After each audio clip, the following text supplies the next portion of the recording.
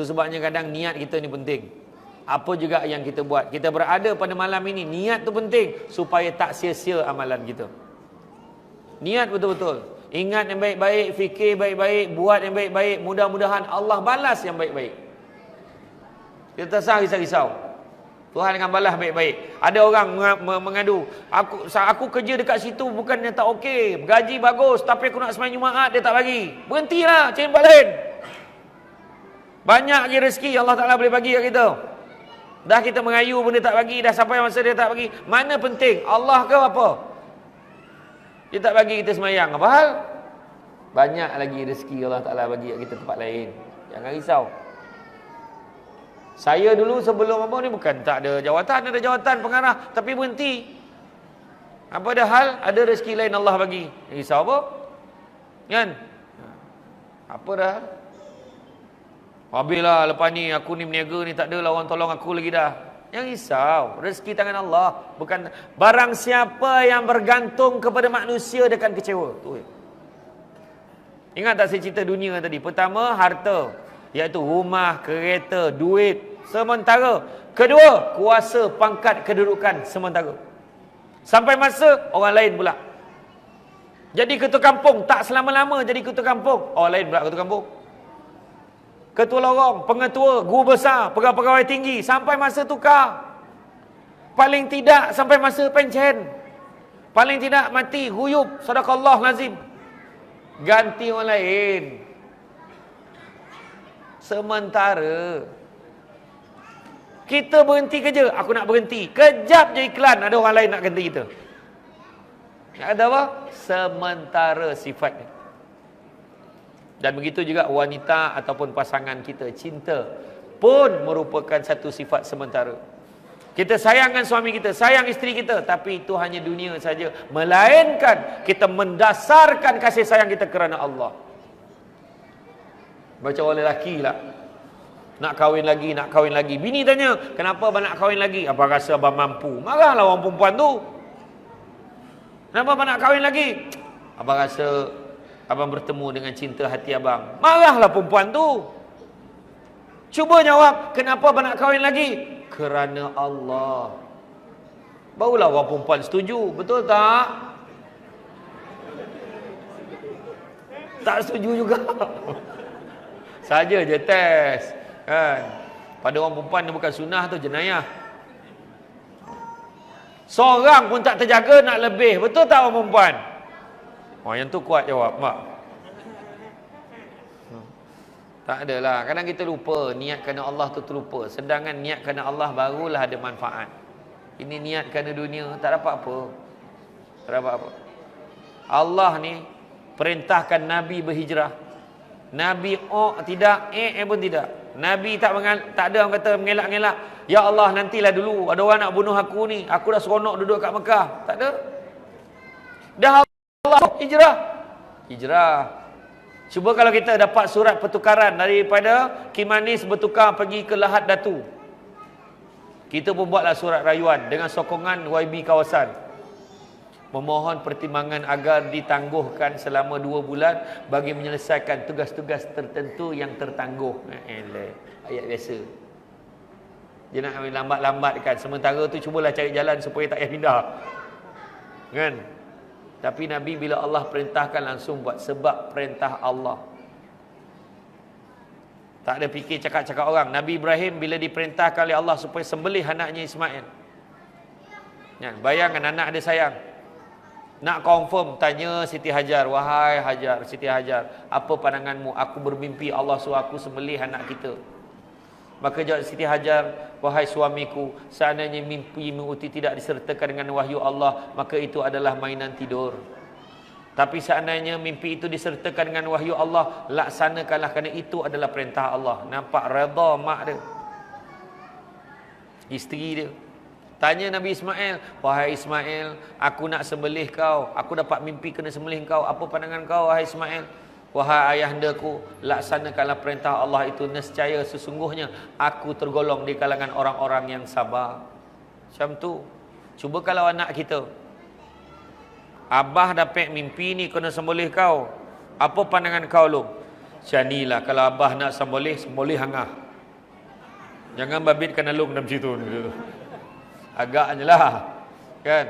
Nabi Ismail tidak sakat itu. Nabi Ismail ajar Nabi Ibrahim macam mana cara nak sembelih dia. Orang keliling, penduduk-penduduk keliling dah cakap, gila Ibrahim ni. Hari ni dia sembelih anak dia. Besok mau kita pula disembelih. Orang keliling Nabi Sing. Kita orang Nabi Sing tak jadi lah. Tak. Nabi Ibrahim tetap buat sebab perintah Allah. Nabi Ismail kata, nanti kalau kau nak sembelih aku, wahai andaku, aku akan menangkup kau, letakkan tempat mana kau nak sembelih tu, kemudian kau tutup muka kau dengan kain. Takut nanti kau tak sampai hati kalau kau nampak muka aku. Macam tu sekali. Bila sembelih tu dah tutup dengan kain, sembelih, memancut-mancut darah kena kat badan dia, mengeletar-ngeletar Nabi Ibrahim. Nabi Ibrahim buka kain, rupanya anaknya tak ada apa-apa. Allah gantikan dengan kibas. Ini yang cerita yang memorang sekor tu tak baca.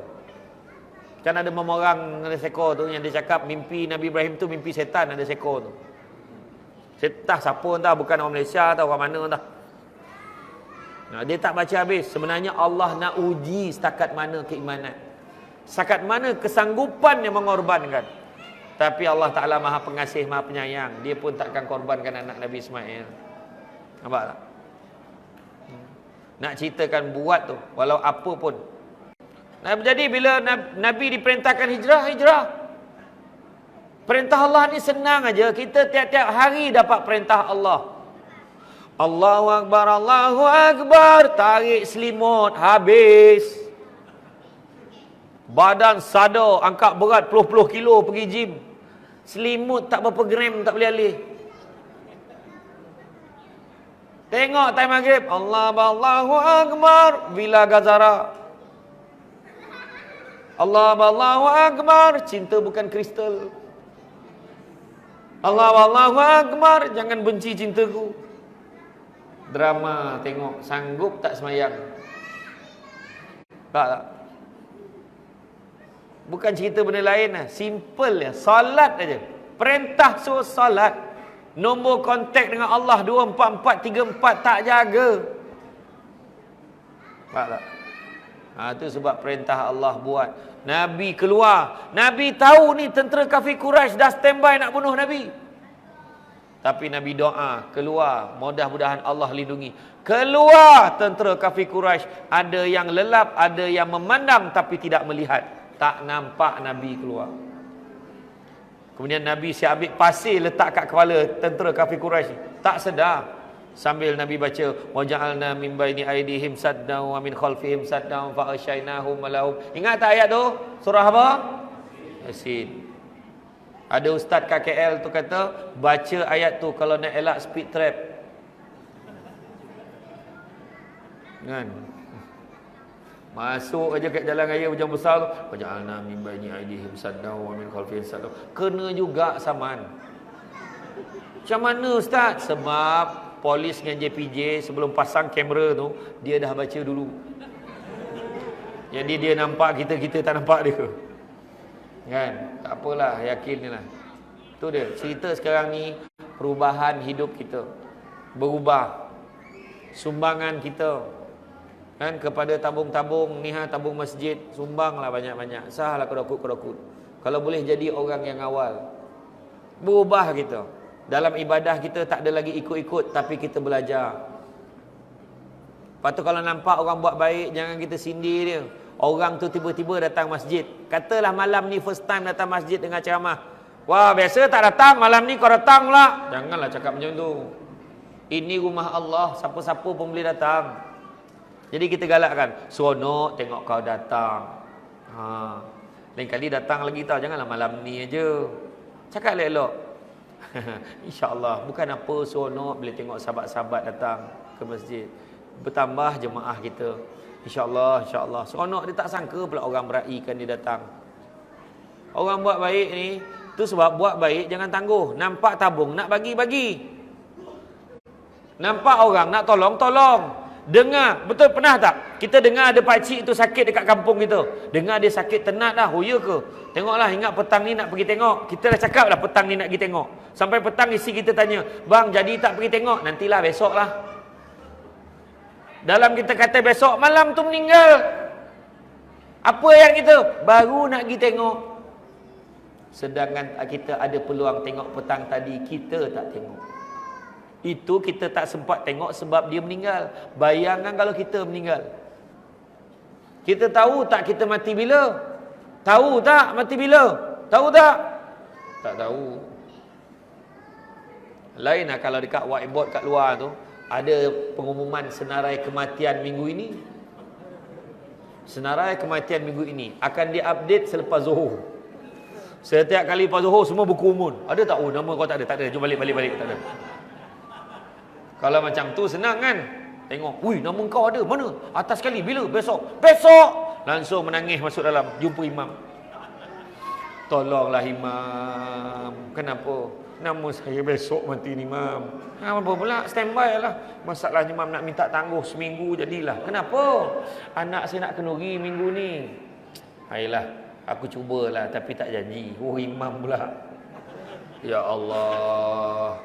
Dia ni nak minta tangguh seminggu, ya Allah. Sebab anak-anak kenduri, ya Allah.